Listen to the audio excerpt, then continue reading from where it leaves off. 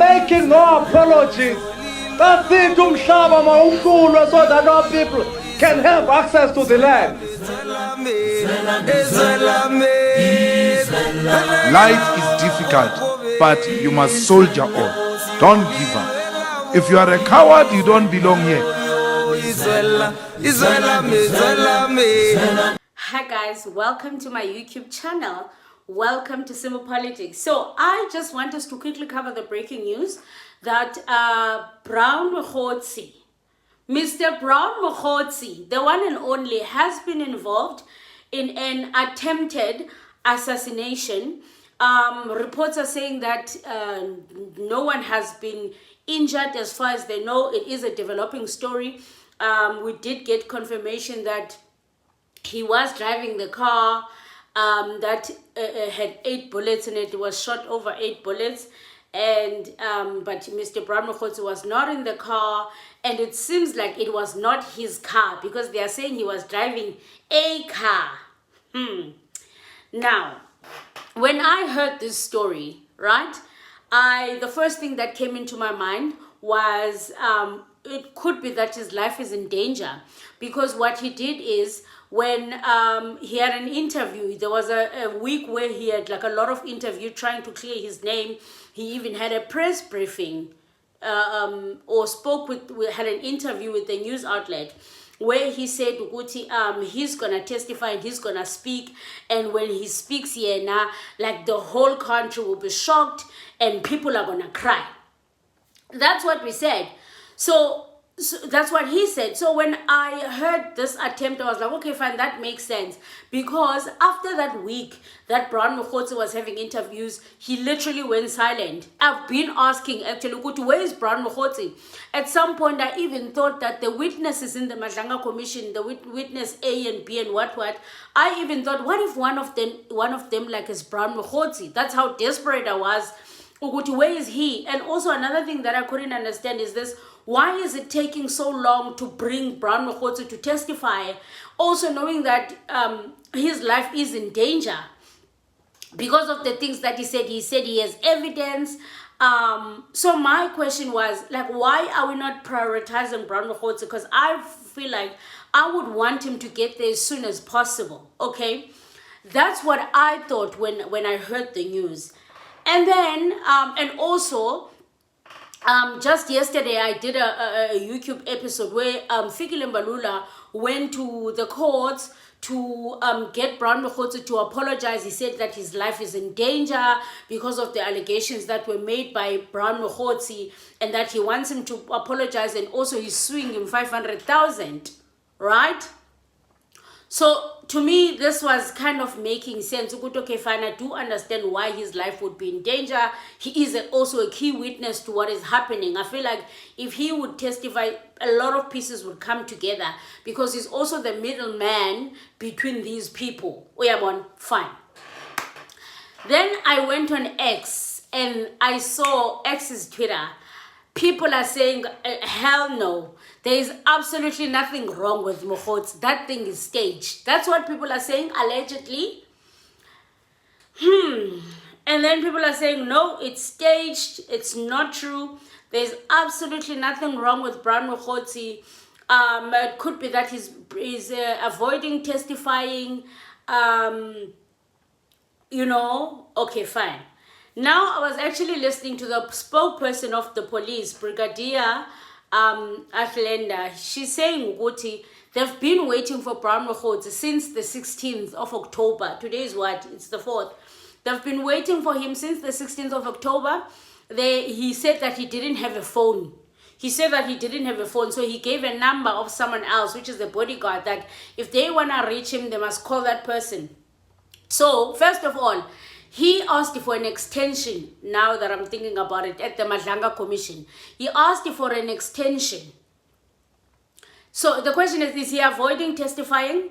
The police have been waiting for him to speak to him, to verify some things that he was implicated in.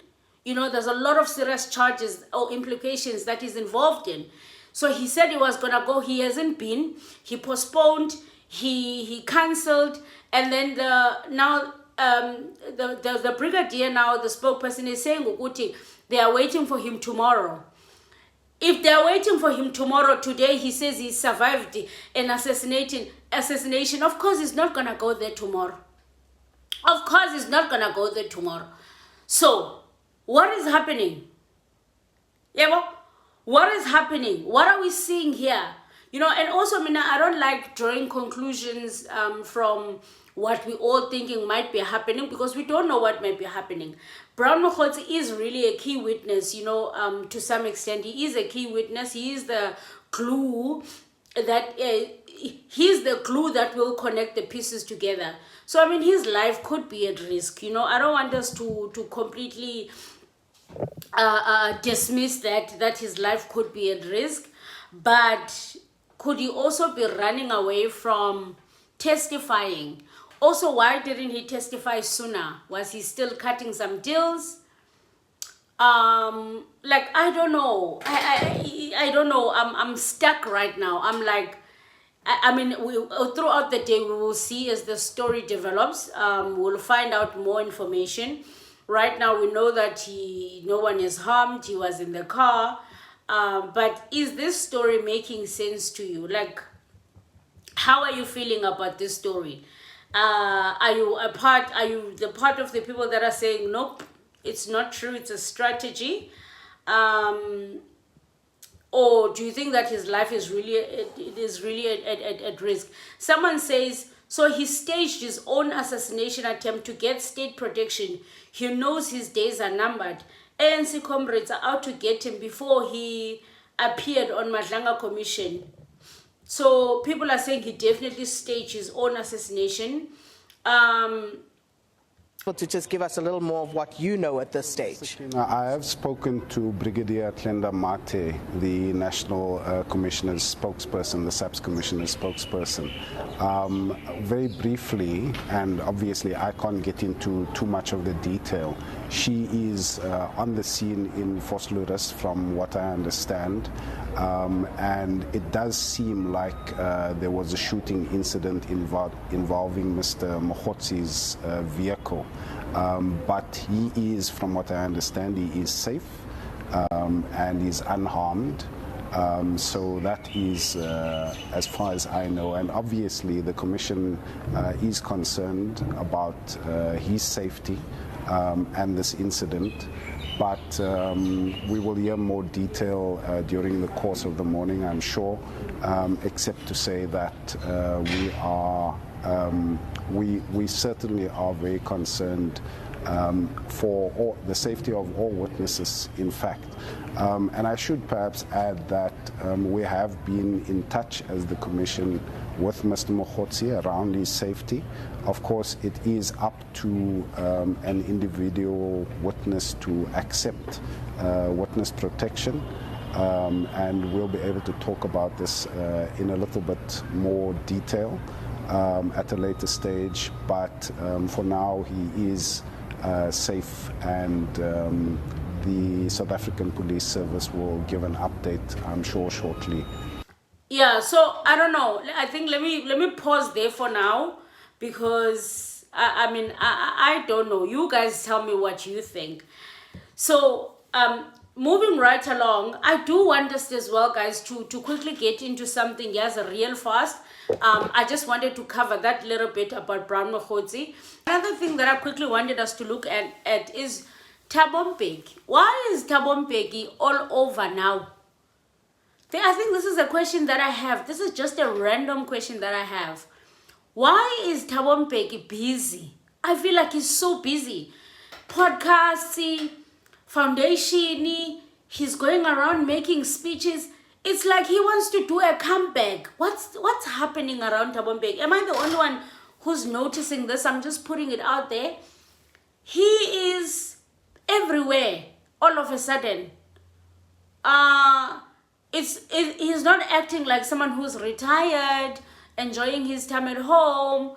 He's acting like someone who wants to be in the mix of things. What's happening? What's happening there? Someone tell me. So there's this article that I saw that makes me actually have this question even more. It says that Mbeki calls for overhaul of process to elect South African president. South African voters don't directly vote for the president at a general election, but elect for political parties to fill 400 seats at the National Assembly. Former President Thabo Mbeki has called for an overhaul of the process to elect the country's president. Mbeki delivered a keynote address at the Eastern Cape Higher Education Sector National Dialogue launched at the Nelson Mandela University over the weekend. South African voters don't directly vote for the president at the general elections, but we elect the political parties. The president is then voted by a majority of members in parliament. But Mbeki said this doesn't take into account being competent, because we must make sure that the person who becomes president must be competent to carry out all the tasks which are detailed in the constitution. When parliament said I must become president, they had not the slightest clue of what I was capable of doing and never asked. Mbeki added that the national dialogue must grapple with this among other issues on the agenda. One of the things they must say in this national dialogue, the intelligentsia, we have to change the manner in which we choose the president. So Mbeki wants us to change the manner in which we choose the president. But Little why is Mbeki so involved? And also in that Nelson Mandela thing, he was with the Dr. Mbuyiseni Ndlozi. I did see some pictures from students that are there at the Nelson Mandela University. What's happening? Or is I don't know, or is Mbeki staying relevant because maybe he's gonna endorse Ndlozi in future? Ndlozi is too attached to Mbeki. I don't know. Maybe they're planning to launch something.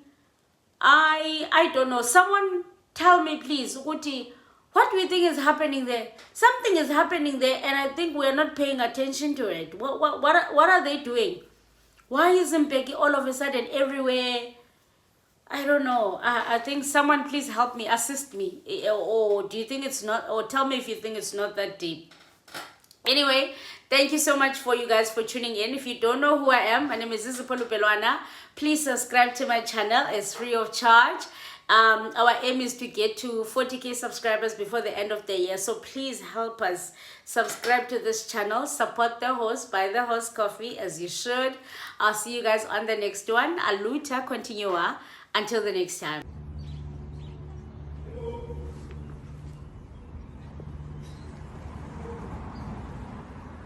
This cash. This cash they shooting. I can't see anything that shows to me.